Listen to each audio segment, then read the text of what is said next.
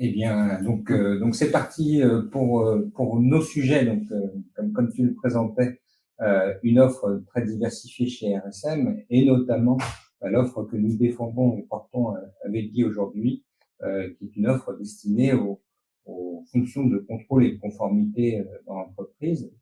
Donc, avec une offre et la réalisation de ces fonctions de contrôle et de conformité. Notre métier, à nous, au quotidien, lié à moi et à l'équipe, eh bien, c'est d'aider ceux qui ont à rendre compte de l'activité de leur entreprise à des autorités, donc des autorités externes, des A quelque chose, des autorités AFA, AMF, ACPR, par exemple. On va même à AC, la CNIL, et on va pouvoir traiter aussi avec les gens qui ont à rendre compte de l'activité d'entreprise à des autorités internes, donc à des directions générales, à des comités d'audit. Donc on va traiter avec les contrôleurs internes, les auditeurs internes et les chargés de conformité d'une manière générale. Que fait-on pour eux? Mais nous les aidons et les accompagnons dans leur digitalisation, dans la digitalisation de leur processus métier, donc de la capacité à déployer les fonctions de contrôle et de conformité, à soutenir des processus, une dimension conseil en management et digitalisation du process, et puis une capacité importante de nos jours, qui est la capacité d'identification, de détection, centrée sur une approche par la donnée.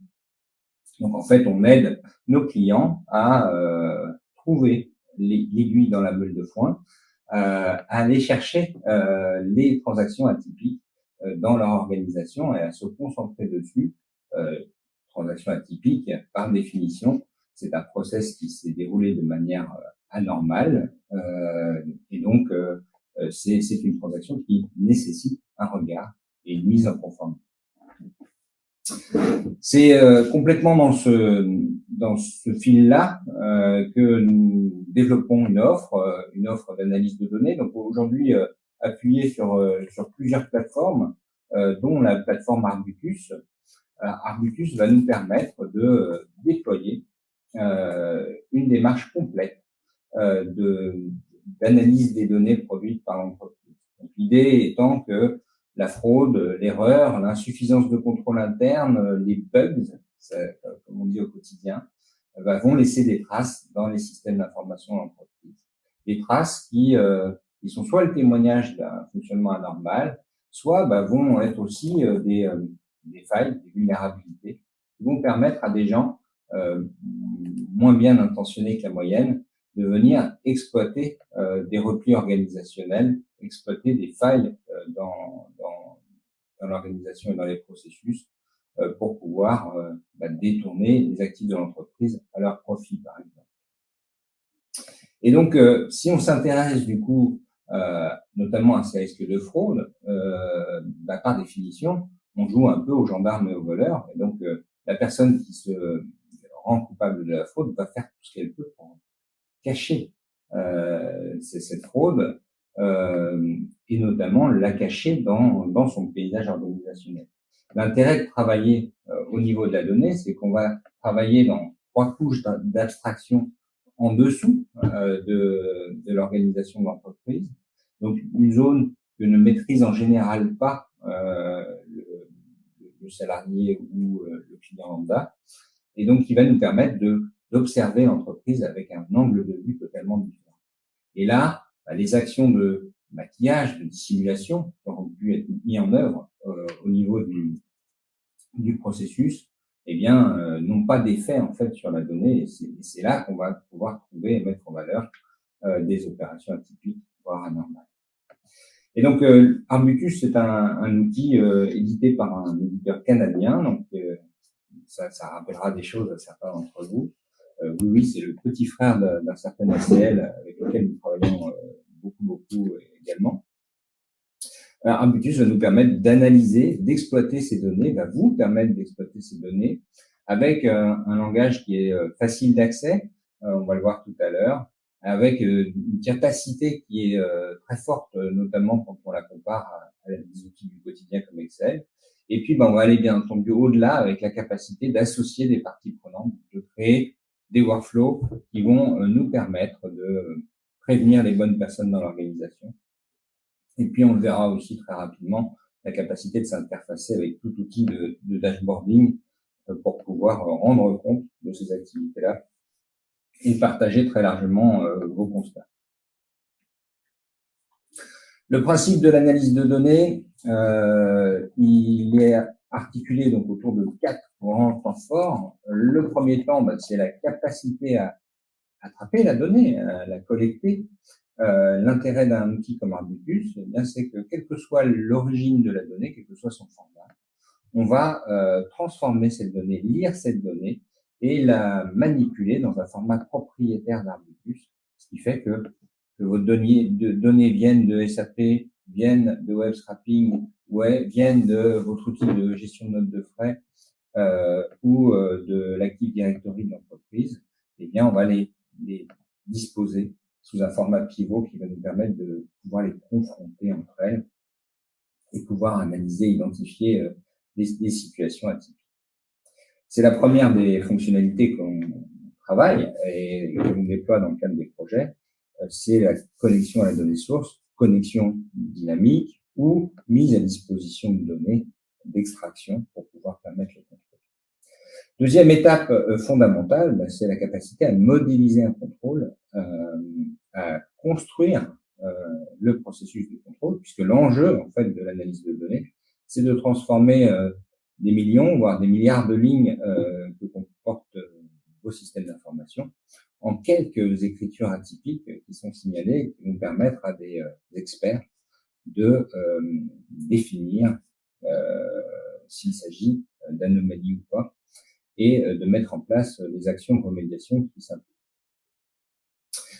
Dans notre logique, on n'est pas dans une logique Magic Box, donc le Arbutus, c'est un atelier de contrôle qui va permettre à l'auditeur, au contrôleur, éventuellement au fiscaliste, au comptable, de faire lui-même ses propres contrôles. Donc on va le voir avec des langages, avec des outils qui vont faciliter l'appréhension des fonctionnalités de contrôle. On verra ça en vidéo tout à l'heure. Mais la logique, le paradigme, c'est de se dire que votre système d'information n'est pas celui du voisin, vos process ne sont pas ceux du voisin, et ce n'est pas parce que vous travaillez sur SAP que vous avez les données exactement architecturées de la même façon que l'ensemble des clients SAP. L'enjeu pour nous étant d'avoir la meilleure sélectivité possible dans les contrôles, puisque analyser des faux positifs, traiter ces faux positifs, c'est quelque chose d'extrêmement lourd, d'extrêmement long, qui en plus bien souvent nécessite l'intervention de direction, de services qui ne sont pas sous votre supervision. Et donc, en gros, on vient demander un effort supplémentaire à un comptable, à un opérationnel. Si cet effort conduit à dire, dans 90% des signalements que vous avez remontés sont des faux positifs, c'était des situations tout à fait normales ou explicables, et bien très très vite, votre démarche d'analyse de données va perdre de sa superbe et va se décrédibiliser. Donc j'insiste toujours beaucoup là-dessus parce que c'est pas forcément très à la mode. Certains sur le marché proposent des contrôles déjà tout faits. L'expérience qu'on en a et le retour de nos clients qui souvent ont commencé par être les clients ou les testeurs dans le cadre de proof of concept de ces solutions-là, c'est qu'effectivement, c'est sexy, ça se déploie vite, mais malheureusement, comme le contrôle doit aller à tout le monde, finalement, il va vraiment à personne. Avant-dernière étape, troisième étape, c'est la revue du contrôle. Donc, comment on va manager le fait d'aller solliciter des personnes dans l'organisation pour dire, tiens, nous, on a trouvé cette transaction qui a l'air bizarre. On regarde les contrôles qu'on a effectués. Merci de confirmer le caractère d'anomalie. Et si ce caractère d'anomalie est confirmé, comment mettons en place une procédure de remédiation pour éviter que ça déjà pour régler le problème et pour éviter qu'il se reproduise. Et puis, quatrième étape, bien entendu, c'est la restitution qualitative qui va nous permettre de savoir où on en est des traitements des anomalies en cours, et une restitution quantitative pour pouvoir vraiment faire le bilan des anomalies réellement identifiées et des actions de remédiation réellement mises en place. Voilà, donc tout ça donne lieu à de la conception de contrôle, donc que vous allez pouvoir construire par vous-même, puisque finalement les personnes en général qui connaissent le mieux vos processus, bah, c'est vous, les bonnes et les mauvaises habitudes de vos entreprises également. Et donc l'idée, c'est de pouvoir, sur la base d'une cartographie des processus, en vous appuyant aussi sur une vision orientée par les risques, vous questionner pour voir quel contrôle vous allez pouvoir mettre en place. Donc un contrôle, ça s'exprime en langage naturel, en français, en anglais, comme sur la slide en cours. Avant toute chose, on définit ce que l'on veut faire, et puis après, on va identifier les données nécessaires à la réalisation de ces contrôles. Une fois que les données sont identifiées, on prend attache avec les maîtrises d'œuvre, maîtrises d'ouvrage qui les détiennent, de façon à pouvoir obtenir la mise à disposition de ces données. Alors, ces mises à disposition peuvent être très simples, puisqu'on peut travailler sur un fichier d'écriture comptable, par exemple, c'est quelque chose de très accessible. Bien souvent, hélas, si on veut faire des contrôles qui ont vraiment du sens, vous arriverez vite à la conclusion qu'il faut aller chercher dans des applications en amont des informations complémentaires, et c'est là que votre logique de contrôle va s'enrichir considérablement. Arbutus Analytics, Analyzer Plus, donc c'est le produit dont on va discuter aujourd'hui. C'est un produit finalement très ouvert qui va se comporter comme une sorte de tableur, donc qui embarque des fonctionnalités, des accélérateurs qui vont vous permettre de réaliser des fonctionnalités de contrôle de manière extrêmement simple, et puis qui fait partie d'un écosystème qui va pouvoir s'appuyer sur des connecteurs de données qui vont nous permettre d'accéder plus vite à la donnée, par exemple d'applications cloud ou, je citais tout à l'heure, des Active Directory ou différents types de bases de données en entreprise. La capacité aussi à s'ouvrir à d'autres langages type R, Python, SQL. Et puis la capacité du coup à mettre en place une démarche de contrôle qui va être initiée par la fonction de contrôle et qui va très largement associer tous les utilisateurs de l'entreprise. Donc Arbutus, c'est un outil, donc comme je le disais tout à l'heure, vous ne serez pas trop perdu, c'est un outil en mode tableur. L'intérêt, c'est qu'on va pouvoir traiter des masses de volume de données. On a 17 millions de lignes de données sur ce fichier-là. Et on va pouvoir disposer de fonctions de navigation et de fonctions d'analyse qui vont nous permettre, en quelques clics, d'accéder, par exemple, à toutes les valeurs possibles d'un champ, comprendre un peu toutes les règles de gestion qu'on va pouvoir retracer au travers de nos données, mettre en place des logiques, encore une fois très Excel, de filtres, d'analyse, d'aller creuser un certain nombre de sujets, de façon à pouvoir focuser en fait notre analyse sur des transactions qui disposent de caractéristiques particulières. La capacité à avoir bien entendu la traçabilité de ces filtres-là que l'on va pouvoir enchaîner. On va pouvoir transformer notre donnée par des tableaux croisés dynamiques, par exemple, donc pouvoir vraiment en avoir une vision de synthèse. Encore une fois, la grosse différence, c'est que faire ça avec 17 millions de lignes sur Excel, ça prend, si le traitement arrive à terme, ça prend quelques minutes. Et donc là, on va pouvoir vraiment disposer d'une vision complète de notre donnée. Donc de découvrir la donnée aussi avec un voyage qui peut être fait à base de graphiques, donc qui va nous permettre de traiter et de découvrir joliment le contenu de notre donnée, avec des visualisations, différents types de visualisations disponibles qui vont nous permettre aussi en logique, je dirais, d'imbrication, de découvrir un peu l'ensemble de nos clusters et de pouvoir aller vraiment plonger au cœur de nos données. Donc, ce qui est intéressant dans la vision Arbutus, bien entendu, c'est que tout ce qui est fait là en mode navigationnel va pouvoir être, vous voyez, les jolis nuages de mots qu'on va pouvoir aussi sortir. Tout ce qui est fait en navigationnel va pouvoir être transformé en quelque chose de très pérenne au travers de scripts. Donc les utilisateurs ACL ne seront pas perdus. On va retrouver ces logiques de scripting, ces logiques d'enregistrement automatique qui vont nous permettre finalement d'apprendre très facilement à utiliser le produit en cliquant sur des boutons, en enchaînant des fonctions. Et puis là, on va retrouver une interface de programmation no code, donc qui va nous permettre de construire notre raisonnement de manière très graphique. Un avantage terrible, donc de pouvoir construire un raisonnement de manière ludique, et puis surtout de documenter directement, hein, puisque là on n'est pas sur un non-script imbuvable, on n'est pas sur des enchaînements de commandes un peu compliqués à appréhender. On est vraiment dans une description très logique du traitement, donc vraiment à la portée de tout le monde. Après, l'enjeu, c'est bien entendu de connaître les jeux de paramètres pour pouvoir tirer le meilleur de nos analyses. Donc, un outillage qui va nous permettre d'identifier de manière précise nos transactions atypiques et de pouvoir rendre compte de ces analyses. Donc là, on a une petite analyse sur le grand livre d'une entreprise, et donc on peut interfacer de manière complètement native Arbutus et Power BI par exemple pour pouvoir disposer de visualisations à partager. On va pouvoir aussi créer directement les rapports PowerPoint qui vont bien, et donc intégrer complètement la chaîne de production, de l'analyse, du partage, du suivi avec le management, et jusqu'à complètement intégrer la production de rapports, par exemple. Finalement, donc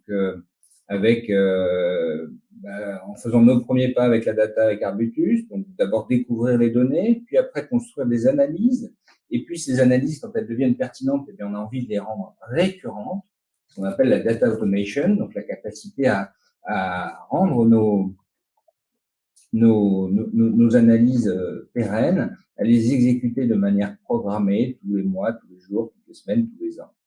Et puis, avec déjà il y a quelques temps avec Guy, on a franchi le pas de ce qu'on appelle l'IA en mettant en place, en accouplant Arbutus et ACL à des algorithmes de machine learning. Et là, l'idée, c'est de voir comment tirer parti de ChatGPT dans la réalisation de nos analyses. Un petit mot quand même rapide sur du coup l'accompagnement que l'on va pouvoir proposer, donc un accompagnement à la fois en expertise, donc on retrouve notre cher gourou, en transfert de compétences, donc tout l'ensemble de nos prestations, nous formons nos clients pour qu'ils deviennent autonomes dans ces réalisations-là. Et puis, quand vous n'avez pas le temps, quand vous n'avez pas besoin d'aller vite ou une charge de travail importante, eh bien la capacité aussi de vous prêter main forte en vous fournissant un peu de muscle sur ces sujets. Donc l'utilisation de GPT dans nos analyses, revenons quand même à la définition. GPT, c'est un acronyme qui n'est pas très heureux en français, mais qu'est-ce que ça veut dire? Ça veut dire Generative Pre-trained Transformer. Génératif, pourquoi? Parce que c'est un outil qui sait créer du texte, créer des images. Donc, il va construire quelque chose qui n'existait pas avant son activité. Pre-trained, pre-trained, pourquoi? Parce que pour créer ces éléments-là qui n'existaient pas avant son action, il n'a pas pu les inventer, lui, il n'est pas doué d'intelligence tout court. Donc, il les a digérés. Il a été entraîné à définir, à produire du texte, à produire des images avec un certain nombre d'éléments de contrainte, en s'appuyant sur un savoir qu'on lui a enseigné, donc en lui faisant digérer un set de données. Donc, il est entraîné sur la donnée qui va constituer finalement son expérience à lui. Et donc, bien entendu, il ne pourra raisonner qu'à l'aune de la donnée qu'il a anticipée, qu'il a intégrée précédemment. Et Transformer, qu'est-ce que c'est? Eh bien, c'est la dernière évolution majeure en matière de réseau de neurones, donc une application du deep learning qui consacre les large language models, donc une capacité supplémentaire aujourd'hui d'intégrer le raisonnement et d'automatiser le raisonnement. Donc tout ce qu'on va voir apparaître autour de ces LLM, c'est le fameux ChatGPT qui est très populaire. Mais vous le voyez sur cette slide-là, il existe aujourd'hui de nombreuses versions disponibles, Google a la sienne, Meta a la sienne, et donc on va pouvoir trouver une offre très large de ces algorithmes à notre disposition. Quels sont les risques qui sont liés à l'utilisation de GPT? Je pense qu'il faut revenir, comme souvent, à la définition, à la racine. Les risques de GPT, c'est les risques inhérents à sa construction. Donc, on l'a vu tout de suite, il est basé sur des données d'entraînement. Donc, ça veut dire qu'il ne sait que ce qu'on lui a enseigné. Donc, il n'a accès qu'à ce qu'on a mis dedans. Donc, on a mis beaucoup de choses dedans, mais on ne peut pas exclure que, pour des raisons éthiques ou politiques, l'entreprise qui l'anime, qui le nourrit, ait sélectionné peut-être à l'origine les données qu'il souhaitait utiliser pour nourrir son algorithme. Donc, il y a forcément une connaissance parcellaire, et puis elle pourrait être biaisée de manière plus ou moins consciente par ces différentes entreprises. On a beaucoup de conflits en ce moment, de discussions autour de la problématique de la propriété intellectuelle, parce que on a constaté que notamment ChatGPT s'était nourri de données qui ne lui appartenaient pas forcément, et donc les réutilise et donc va produire des éléments composites qui pourraient être fondés sur des éléments de propriété intellectuelle, alors de manière très pratico-pratique pour les entreprises, de manière un peu plus difficile à cerner pour les artistes notamment. On pourrait se retrouver avec du GPT qui aujourd'hui produit des éléments dont la propriété pourrait être contestable. Et puis, il y a la question de la fraîcheur des données d'entraînement. Donc, GPT-4 est entraîné avec des données antérieures à 2021. Donc, il aura de toute façon du mal à vous répondre et à vous fournir une information sur quelque chose qui est lié à une expérience récente, à une actualité, par exemple.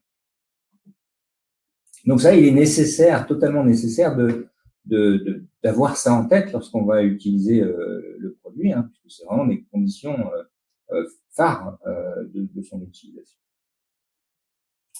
Autre risque, là aussi, revenons à la définition, donc c'est un risque qui est plutôt lié au T, à l'algorithme lui-même. On est sur un algorithme d'intelligence artificielle, on est sur un algorithme de deep learning, on va avoir forcément des soucis, c'est l'auditeur qui parle, en termes de fidélité. C'est-à-dire que une question posée 2 fois n'appellera peut-être pas forcément, enfin, en tout cas, l'algorithme n'est pas conçu pour garantir que lorsque vous posez 2 fois la même question, vous ayez 2 fois la même réponse produite par GPT. Donc c'est parfois négligeable, c'est parfois très important que d'avoir cette capacité à avoir une réponse fidèle, donc régulière, qui va revenir toujours de la même façon.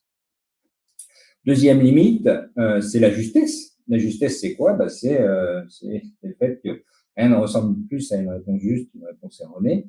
Donc c'est de se dire, dans son patrimoine de données, GPT aura sa réponse.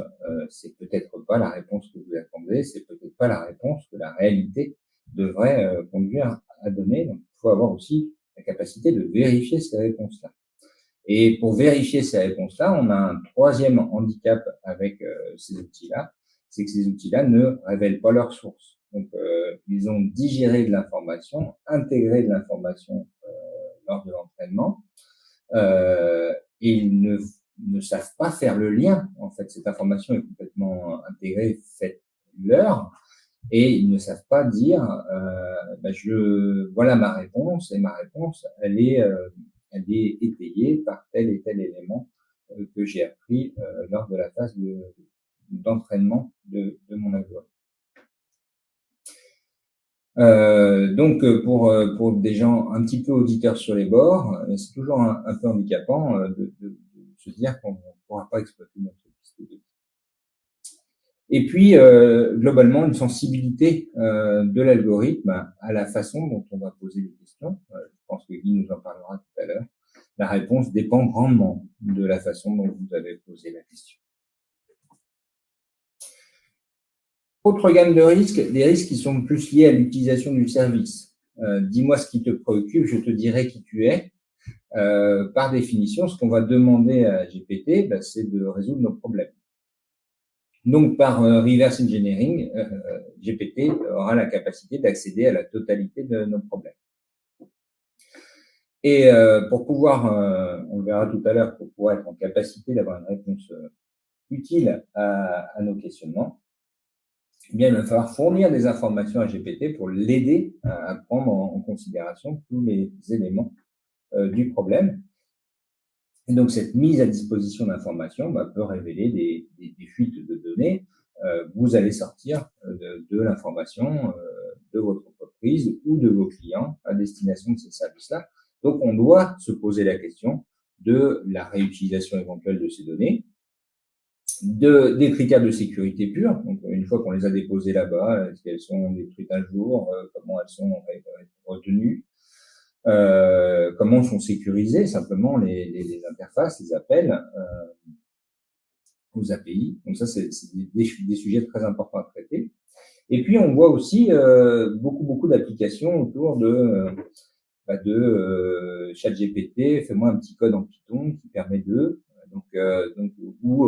pour vérifier qu'il n'y a pas quelque chose d'un peu malicieux qui traîne dedans. Donc là aussi, ça veut dire qu'on observe, et j'ai mis une petite étude là, qui est assez éclairante sur le sujet, que beaucoup de développeurs se sont rués sur ChatGPT et donc ils mettent volontiers des lignes de code qui pourraient renseigner de manière très, très efficace sur votre patrimoine informatique, sur vos algorithmes. Les principales zones de risque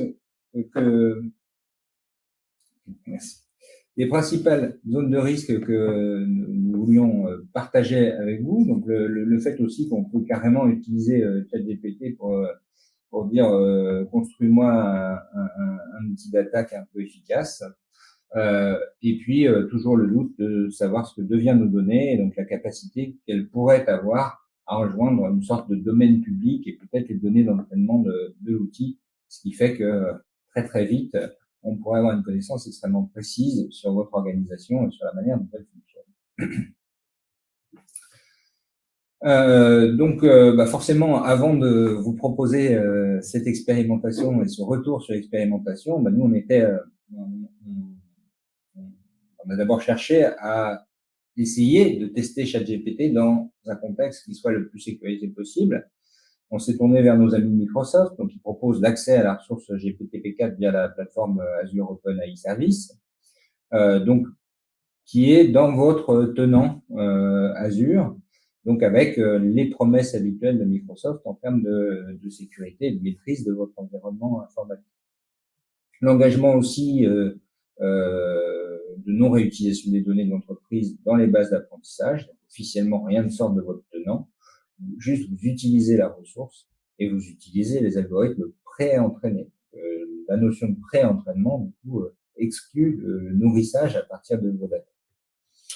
Et puis, là aussi, une revendication de l'étanchéité ferme de votre tenant, au même titre que vos applications bureautiques ou vos backends.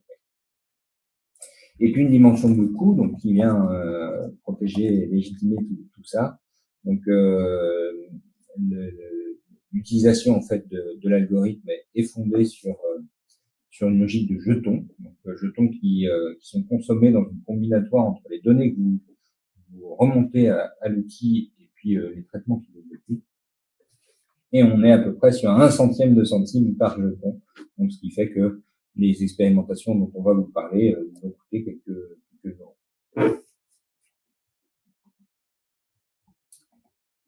Voilà. Autre aspect quand même pour sécuriser votre utilisation de GPT, on l'a dit rapidement tout à l'heure, Finalement, aujourd'hui, le plus difficile, c'est avec ChatGPT, c'est de savoir quelle question on veut poser et c'est d'avoir la bonne façon de la poser. Donc, on est heureux de vous annoncer l'émergence d'un nouveau métier qui s'appelle prompt engineer, qui sont les gens qui vont développer ce savoir-faire. Alors, ce qui est assez amusant, c'est que, y compris sur des technos qui ont quelques mois, semaines, on a déjà toutes les écoles qui vous promettent la formation de ces prompt engineers. Et donc, on voit quand même à l'usage, notamment l'usage de l'équipe et de Guy, effectivement, très vite, on a pu isoler des grands axes structurants de ce prompt engineering. Je vais laisser la parole à Guy. On va essayer de rentrer très concrètement dans le sujet. Et puis après, donc n'hésitez pas pendant que nous parlons à poster vos questions dans l'interface. Et puis nous essaierons d'y répondre le plus clairement possible. Oui, merci beaucoup Jocelyn pour ces informations. Donc cette démonstration a pour intérêt de vous montrer de quoi est capable Arbutus et de voir comment on peut embarquer facilement ChatGPT au sein de vos analyses de données et pour y apporter un boost conséquent. Donc l'avantage d'Arbutus, c'est qu'il est utilisable par l'ensemble de vos équipes puisqu'il est, comme Jocelyn vous l'a précisé, il est utilisable en no-code, donc à partir de clic-bouton ou bien à partir de code de programmation. Donc, pour cette use case, on va se concentrer sur la création d'un workflow, donc par du clic-bouton, et vous voir comment on peut projeter un use case intéressant. Donc, tout d'abord, on va importer notre jeu de données. Donc, il s'agit d'une base de produits d'un magasin de bricolage avec les différentes caractéristiques habituelles. Donc, le descriptif de l'article, le stock, les caractéristiques de dimension, de poids, de prix et de coût. Par ailleurs, il est aussi intéressant du coup de ramener la base de l'historique de vente annuelle de notre dataset. Donc si on regarde un peu nos données, on a les ventes réalisées de 2006 jusqu'à 2022 pour un magasin bien précis et pour l'ensemble de nos produits listés dans notre premier dataset. Là, pour avoir un meilleur aperçu de nos données, il est possible de pivoter la table de façon à retrouver les ventes annuelles côte à côte. Donc, comme sur Excel, on a la possibilité de faire un tableau croisé dynamique. Et comme vous voyez ici, les ventes sont bien en ligne et plus dans une seule colonne. Pour amener la description des articles, on peut se baser sur la colonne référence de l'article et joindre nos deux tables afin d'avoir du coup la description de l'article et les ventes côte à côte.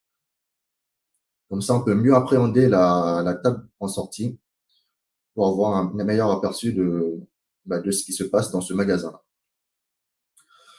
Maintenant, la problématique que rencontre l'entreprise est que son stock est vieillissant et il est susceptible de se dégrader dans le temps par tout ce qui est corrosion ou rouille. Donc, ce qui a été décidé, c'est qu'au bout de 20 ans de stockage, ce fameux stock sera dévalorisé à 30% de sa valeur initiale. Et donc là, actuellement, il reste du coup 3 ans avant que cette dévalorisation soit appliquée. On sait aussi qu'il est certain que pour la plupart des références, il restera du stock à la fin de 2025.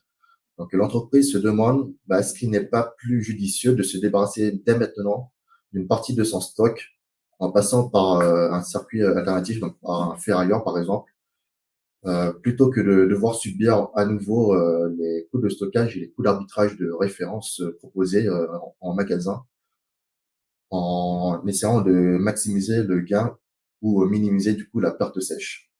Puisque dans tous les cas, le surplus de stock sera peut-être moins valorisé en magasin que chez le ferrailleur.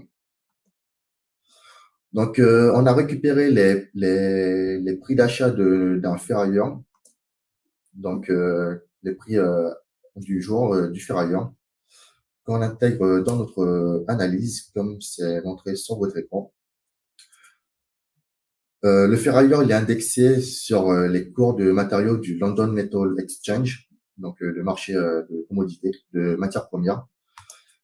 Et le souci, c'est que le ferrailleur, il propose ses prix selon le matériau proposé. Et dans notre base d'articles, on ne dispose pas d'un champ concis et qui indique la composition du produit. Si on regarde notre jeu de données de base, en fait, la composition de nos articles se trouve parfois dans notre description, mais ce n'est pas toujours le cas. Donc ici, par exemple, on peut voir que ce soit de l'aluminium, mais il se peut que la description soit uniquement basée sur le nom de l'article, donc équerre et sa dimension. On n'a aucune mention de sa composition. Donc c'est là où on peut faire intervenir ChatGPT. Donc la spécialité de ChatGPT, c'est l'analyse textuelle, comme l'a indiqué Jocelyn. Donc pour tout ce qui est labellisation de nos données, il est très excellent sur ce domaine. Et puisque c'est ce qu'on recherche ici, puisqu'on veut pour chacun de nos produits, on aimerait y étiqueter un matériau, y ajouter un label, grâce à l'analyse de notre description d'article. Donc on va enregistrer une copie de notre base de produits euh, pour pouvoir l'envoyer à ChatGPT, mais uniquement le descriptif de l'article et la référence pour garder la trace de nos réponses. Donc, du coup, on fait notre sauvegarde de table, on récupère du coup la référence de l'article et sa description, puisque c'est tout ce qu'il nous faut, c'est tout ce qui va intéresser ChatGPT pour son analyse, et on l'enregistre dans une table ici. Arbutus permet facilement l'intégration de ChatGPT à partir d'un script prédéfini et générique. Ces scripts qui sont prédéfinis et génériques, c'est ce qu'on appelle des smart apps dans Arbutus. Donc, Arbutus propose une panoplie de ces fameux scripts, de ces fameux smart apps qui permettent du coup de faire de l'analyse sur des sujets bien précis de vos données. Donc, peu importe vos données sur ces sujets-là, à travers quelques clics et sans besoin de connaître et de rentrer dans le détail de vos données. Donc, lorsqu'on exécute l'interaction avec ChatGPT, ce qui se passe, c'est que on vous affiche du coup un prompt et qui va vous demander un maximum de contexte, d'informations pour du coup guider ChatGPT dans votre besoin. Donc, en termes de contexte de besoin, on va simplement indiquer qu'on est dans un contexte de magasin de bricolage et du coup, le problème qui est rencontré, c'est qu'on n'arrive pas à identifier facilement la composition de nos produits. Ce qui va demander à ChatGPT, c'est du coup, à partir de la description de nos articles, de nous dire de quoi sont composés ces produits. Donc, à partir de ces descriptions. Vous voyez que ici, je tape en anglais, mais ça peut être également en français ou dans une autre langue. Dans le cas où la description ne permet pas d'extraire la composition du produit, on va demander à ChatGPT de faire une supposition.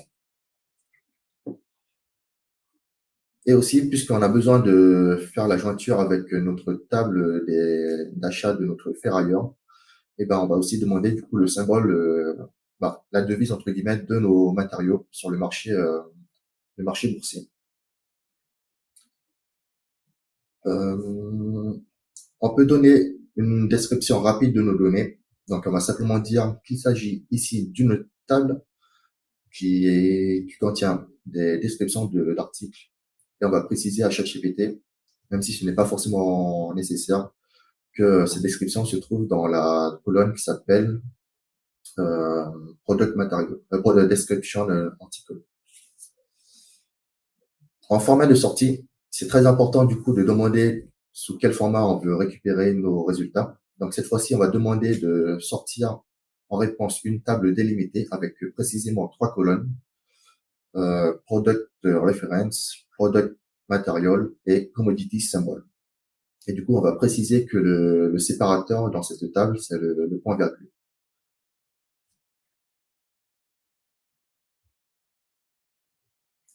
Enfin, on va sélectionner notre table qu'on vient juste en amont d'enregistrer et on envoie la requête. Donc, la requête est envoyée à ChatGPT et au bout de quelques dizaines de secondes, on va pouvoir récupérer sa réponse. Donc, en attendant, du coup, comme Jocelyn vous l'a dit, il est très important de bien formaliser votre demande pour réduire au maximum les risques encourus en cas d'hésitation de ChatGPT. L'idéal, c'est de restreindre au maximum ce que fait ChatGPT pour qu'il se concentre sur le contenu. Donc voilà, la requête auprès de ChatGPT est terminée. Et comme vous voyez, il n'y a eu aucune action de notre part pour intégrer la réponse dans Arbutus. Euh, donc, qu'est-ce qu'on a en réponse? Du coup, les trois fameuses colonnes qu'on a souhaitées. Et pour toutes les lignes, on a pu avoir une labellisation avec le matériau de composition de nos produits. Et puisqu'on a demandé du coup le symbole sur le marché, il nous a du coup fourni cette troisième colonne en plus. Donc cette table-là, on peut l'intégrer du coup à la suite de notre analyse. Donc on va la sélectionner et on va l'intégrer comme c'est le cas ici. Euh, Vu que ce dernier, il a bien respecté nos critères de demande, donc on peut faire une jointure avec le reste de nos données à partir de la référence du produit dans les deux tables. Euh, et aussi, puisqu'on a le symbole de marché, on pourra également intégrer les prix d'achat de notre ferrailleur pour compléter notre analyse. Donc ici, pareil, on fait une jointure, on sélectionne du coup nos champs clés de part et d'autre, donc le symbole sur le marché. Et lorsqu'on regarde du coup nos données, on a bien l'ensemble de nos informations qui vont être nécessaires pour la poursuite de notre use case. Donc maintenant qu'on a pu labelliser nos données et croiser les prix avec le ferrailleur, il reste du coup à prédire le surplus de stock qu'on aura à la fin de 2025. Donc, pour cela, on dispose du stock actuel en début de 2023, mais il nous faut du coup les prévisions annuelles de 2023, 2024 et 2025. Donc pour cela, on va se contenter de faire un calcul très simple qui consiste à dire que les ventes de l'année prochaine sont la moyenne pondérée des ventes des 4 dernières années avec comme poids des poids qui sont décroissants, des pondérations qui sont décroissantes dans le temps. Donc ici, on saisit notre formule et on l'enregistre dans un champ qu'on appelle Preview Vente 2023. On va faire pareil pour les deux prochaines années, donc 2024 et 2025. Donc la formule reste la même, c'est juste qu'il faut du coup déplacer notre fenêtre sur les ventes de 2023 jusqu'à 2020. C'est toujours pareil, on sélectionne nos champs et on a notre champ calculé par la suite. Donc on fait pareil pour le dernier champ, donc les prévisions de 2025. Donc voici les prévisions obtenues lorsqu'on lance du coup la suite de notre workflow. Donc lorsqu'on fait un aperçu de nos données, ils sont bien affichés à la fin de notre table. Donc une colonne par prévision annuelle. Maintenant qu'on a nos prévisions, on peut donc en déduire le stock prévu fin 2025, qui va juste être égal du coup à notre stock actuel, donc début 2023, moins les prévisions de 2023, 2024 et 2025. Donc, toujours pareil, on sélectionne nos champs. Donc, pas besoin de rentrer dans du code pur. On a juste à sélectionner nos champs. Autre chose, du coup, il faut qu'on dévalorise notre stock, enfin notre stock sur le prix actuel. Donc, on veut 30% de notre prix de vente unitaire afin de pouvoir faire la comparaison avec les prix proposés par notre ferrailleur. Enfin, notre ferrailleur, il propose des prix qui sont des prix au kilo. Et donc, nous, on doit du coup l'ajuster en multipliant le poids des articles fois le prix au kilo pour retrouver du coup le prix unitaire de rachat par notre ferrailleur. Donc, on a toutes nos informations qui sont maintenant définies. Donc, on fait un dernier aperçu de nos données. Donc ici, du coup, on a notre prix de vente unitaire dévalorisé avec notre prix d'achat du ferrailleur. Et maintenant, on peut s'intéresser uniquement aux produits dont on prévoit un surplus de stock, donc au-delà de 2025, et dont le prix dévalorisé est inférieur du coup au prix d'achat de notre ferrailleur. Donc, on construit notre filtre de notre table à travers cette interface pour obtenir du coup une table filtrée qu'on va enregistrer en tant que table de résultats, donc qu'on va conserver à la fin de notre analyse. On va appeler du coup cette table résultat. Et lorsqu'on jette un coup d'œil à notre table, après avoir exécuté du coup la fin de notre workflow, donc ça va très vite. Du coup, il ne nous reste du coup que 4 articles parmi les 40 qui étaient dans l'échantillon de base.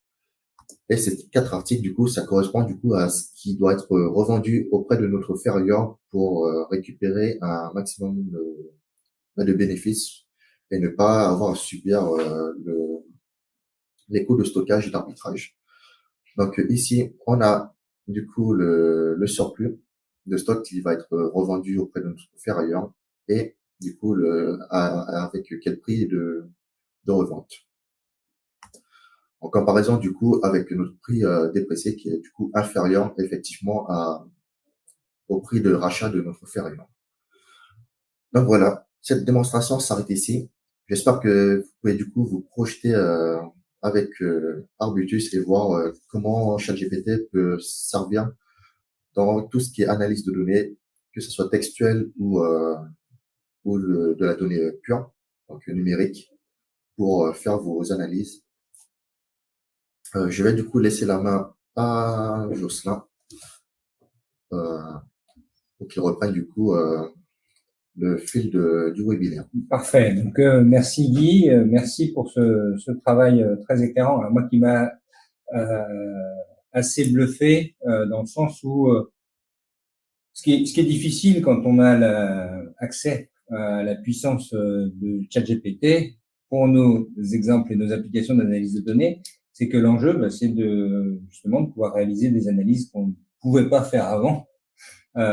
Et donc la première difficulté qui était la nôtre, c'était de se dire mais quel est le champ des possibles, et donc se dire quelle est l'application en fait que l'on va pouvoir faire ressortir pour pouvoir tester tout ça. Donc en gros, être capable de créativité ou plutôt de dépasser nos réflexes par rapport à ce que nous, en tant qu'experts d'analyse de données, voyons comme étant des limites absolues à nos traitements et à nos interventions. Donc ça, c'était extrêmement intéressant de pouvoir, sur les 4-5 use cases qu'on a travaillé ensemble, vraiment dépasser les dogmes précédents. Donc, ce qui est très intéressant, je trouve, dans cet exemple-là, on est dans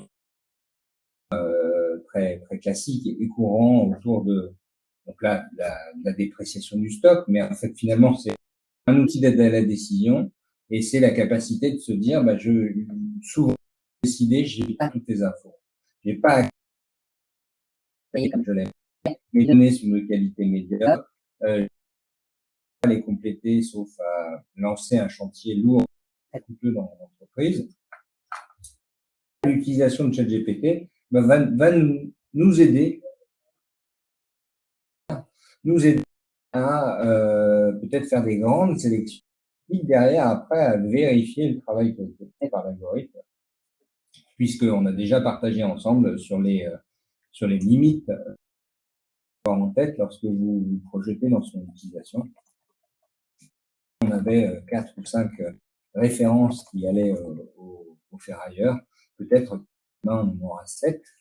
L'enjeu c'est de pouvoir comme étant un indice de signalement et quelque chose de la capacité après à aller vérifier ça. Donc on va pouvoir dans l'environnement Arbutus disposer d'outils aussi qui vont nous permettre d'adresser ces signalements à des parties prenantes dans l'entreprise à valider tout et à acheter de prendre la décision. C'est ce qu'on voulait partager avec vous. Alors, je ne sais pas si nous avions des questions en ligne. Est-ce qu'Élise est parmi nous? Ah, nous faisons les questions. Ok. Donc, allons voir les questions. Je vais les reprendre depuis le début. N'hésitez pas à compléter. Augmenter le micro. Je suis désolé, j'espère que c'était audible quand même. Oui, on s'en est occupé. Très bien. Les slides de présentation seront disponibles. Effectivement, vous pourrez les télécharger sur Webikeo à l'issue de notre intervention. Donc, vous aurez le support à votre disposition. Vous avez également nos coordonnées. N'hésitez pas à nous solliciter. Et donc, Bérangère. Bonjour, Bérangère. Je comprends que la présentation que la combinaison des outils Arbutus et Power BI soit une alternative plus puissante que le duo Acela iBond. Non, on n'a pas, enfin, pas spécialement, c'était pas l'objet, en fait, en tout cas, de notre webinaire que de comparer ces deux produits, cette combinaison-là. Power BI, c'est très bien pour de la data visualisation, pour la capacité à restituer graphiquement le contenu de nos données. Ça ne va pas gérer, par exemple, de manière efficace les workflows, le passage d'un utilisateur à l'autre, des logiques d'attribution, c'est plus complexe à gérer. Mais effectivement, c'est un bon combo Arbutus et Power BI avec une connexion qui est facilitée par Arbutus, à travailler beaucoup sur le connecteur. Alors, comment ChatGPT peut-il répondre si la donnée demandée n'est pas publique? Du coup, est-il possible de lui fournir de la donnée sans risque? Donc, ce qu'on a dit, et tu compléteras, Guy, si tu veux, ce qu'on a vu tout à l'heure, c'est que le propre de GPT, le P, c'est pré-entraîné. Donc, il est nourri par des sources de données qui, a priori, sont des sources de données finies. Donc, dans un environnement, d'ailleurs, c'est des sources de données qui, quand on s'en parle comme ça, sont pas torrentielles. On parle de quelques centaines de gigaoctets de données, mais comme l'a souligné Guy tout à l'heure, c'est de la donnée textuelle. Donc, c'est de la donnée qui prend très peu de place. Donc, dans quelques centaines de gigaoctets, je crois que Wikipédia tout entier, juste en texte, ça fait une dizaine de gigaoctets maximum. Donc, l'intelligence, et c'est ce que vous explique Microsoft quand vous étudiez un peu leur offre, c'est que l'intelligence de ChatGPT, en tout cas des différentes versions de ChatGPT, elle est finie, elle est limitée à ce qu'il a appris dans sa phase de train. Donc, du coup, il va pas s'appuyer sur des données fraîches, sur des données nouvelles. Mais par contre, vous allez devoir lui fournir des données pour expliquer ce que vous cherchez. Donc là, typiquement, dans notre exemple, on a fourni l'inventaire des stocks et l'inventaire des surstocks à ChatGPT pour qu'il puisse nous transformer. Et on a eu de la chance, quand il a vu les équerres de 125 par 125, il a déduit que c'était de l'aluminium parce que la majorité des équerres qu'il a croisés dans sa vie et que la composition en fait du stock qu'on lui a remonté lui laissait supposer que ces équerres étaient faites en aluminium, elles auraient pu être faites en acier ou en inox. Donc les données qu'on va fournir, notamment dans les environnements fermés comme ceux de Microsoft, ne vont pas concourir à l'alimentation, à l'entraînement de la machine, ils vont concourir à la précision de la question. Et plus la question sera précise, plus l'exploitation de la donnée entraînée et de l'algorithme sera fine et a des chances d'être juste et fidèle. Compléter la réponse de Jocelyn. Dans le cas où ChatGPT n'a pas de connaissances sur la question demandée, vous pouvez pousser l'apprentissage du moteur, donc GPT, afin d'appréhender un dataset complémentaire et du coup renforcer du coup la base de connaissances de la solution. Élise, je t'en prie. Oui, merci pour vos réponses. Vous avez également une question de Pascal. Quel type de fichiers peuvent être exploités par Arbutus?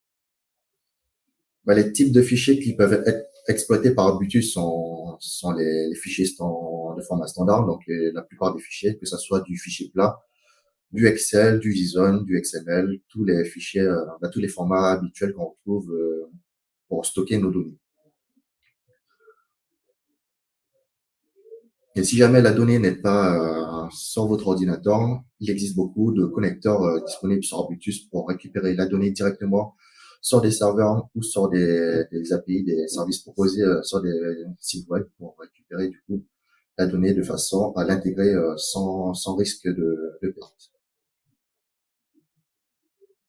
Donc, il y a, suite à la réponse de Jocelyn, une remarque de Tatiana. Justement, dans le jeu de données fourni par pour analyse, il n'est pas précisé que l'équerre est en aluminium. Question précise.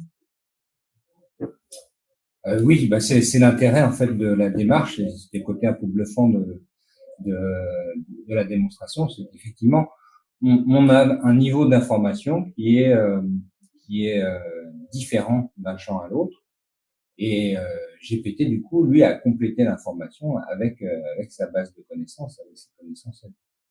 Donc parfois vous pourrez regarder plus précisément lorsque vous aurez les supports. Parfois, on a une indication d'un matériau dans le libellé, et parfois même on a une indication de deux matériaux. Alors je ne sais plus quel est l'exemple, peut-être l'as-tu en tête, Guy. C'est un matériau composé de cuivre, mais dont la couleur c'est du vert zinc, Voilà. du gris zinc. Donc on est sur une pièce qui est dont la référence nous dit qu'elle est en cuivre et dont la référence nous dit qu'elle est en zinc.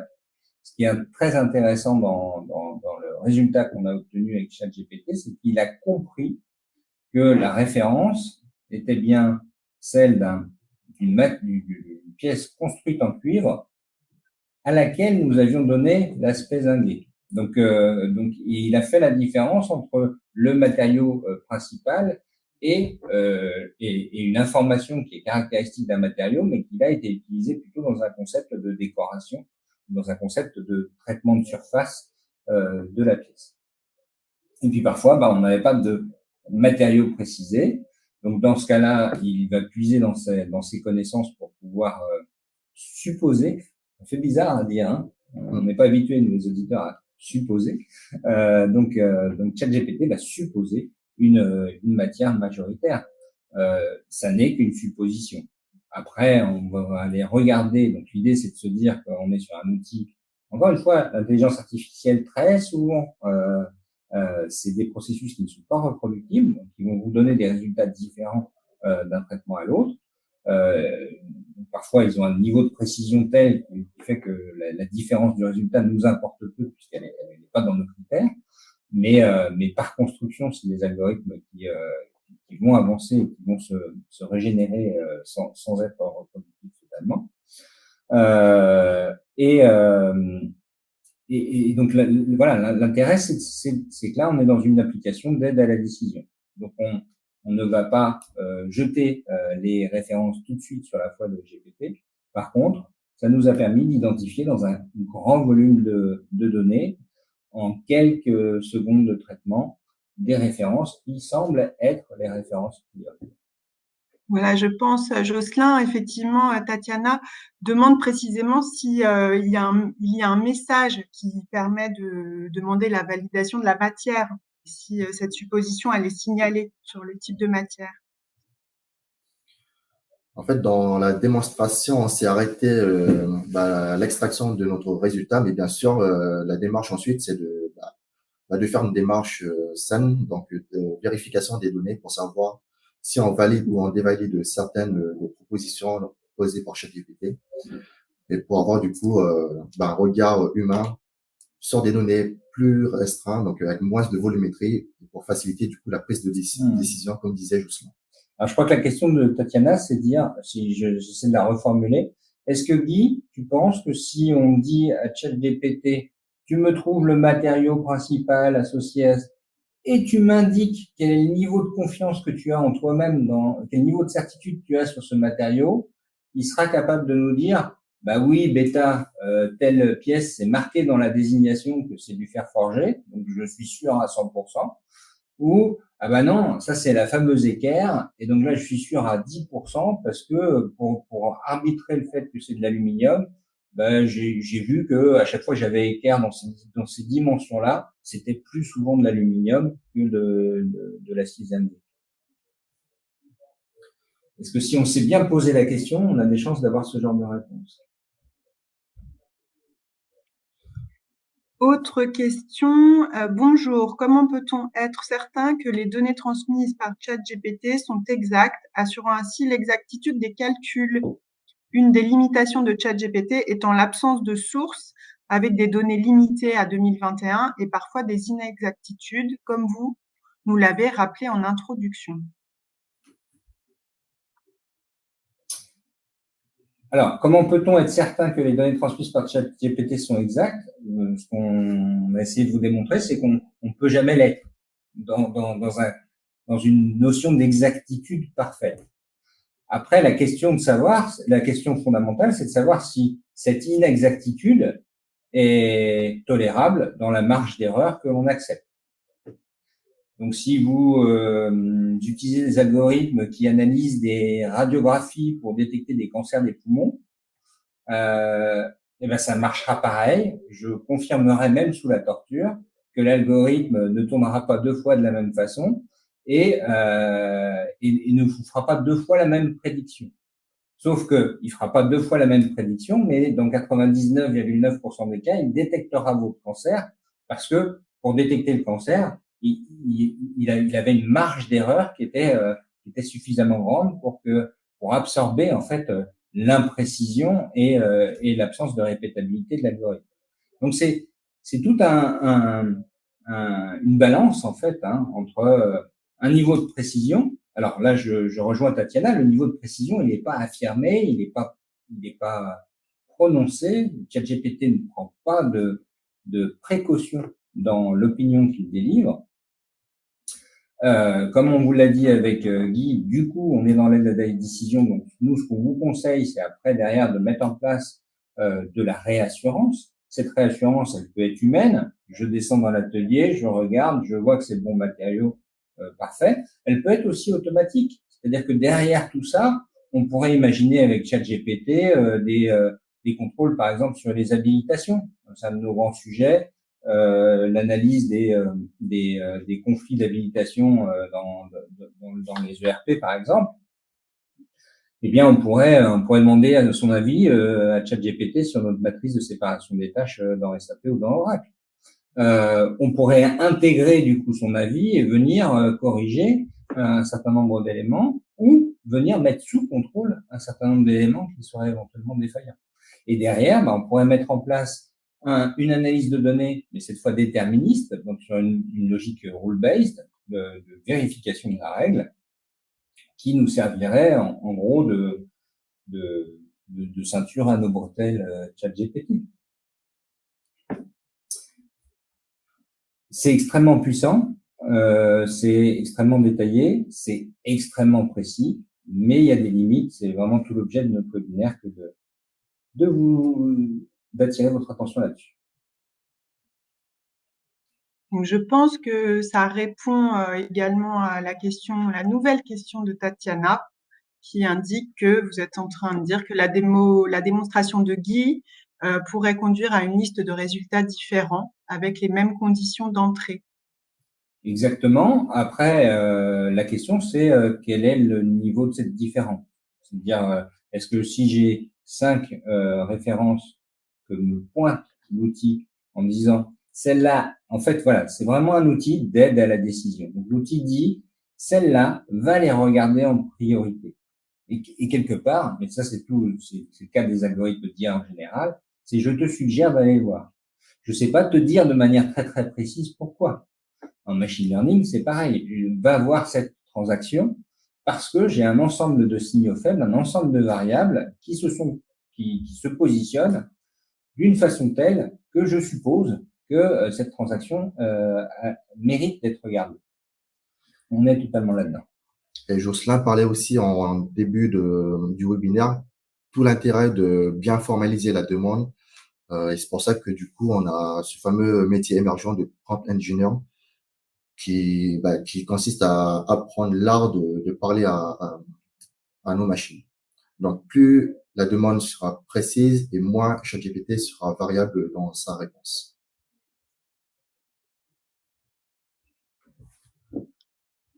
Très bien. Les participants vous remercient pour les réponses. Dans l'attente peut-être des dernières questions, j'en profite de mon côté pour vous indiquer que il y aura donc je vous avais parlé d'une petite série intelligence artificielle proposée par Jocelyn. Donc il y aura de prochains rendez-vous, normalement le 7 juillet sur la cybercompliance et le 17 septembre sur les risques extrêmes et la gestion de crise. Vous les retrouverez bien évidemment dans Webikeo. Voilà, elles seront proposées prochainement. Merci pour votre attention.